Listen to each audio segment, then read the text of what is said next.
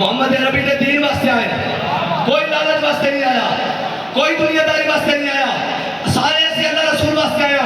इन्होंने पता लगे शेरों की कछारे चाहे पता लगे लब्बैक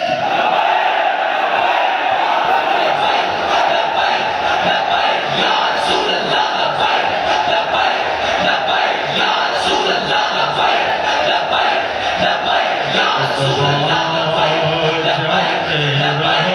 तो मैं वो कभी नहीं भूल सकता। वो दिन 2018 से लेके आज तक मैं तहरीक लब्बैक के लिए वर्क कर रहा हूँ, काम कर रहा हूँ, एक छोटा सा नुमाइंदा होकर एक वर्क कर रहा हूँ।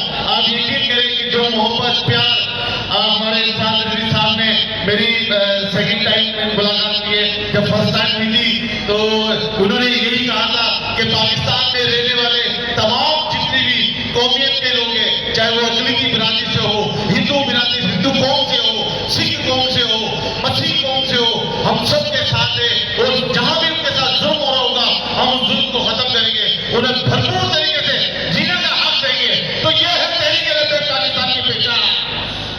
लब्बैक लब्बैक लब्बैक लब्बैक।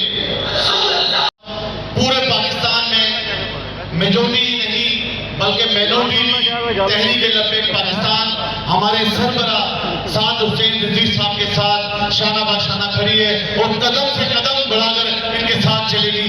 हर वक्त रात हो दिन हो इनके साथ खड़े, तहरीक लब्बैक पाकिस्तान के साथ खड़े। मैं दोनों हाथों से सलूट पेश कर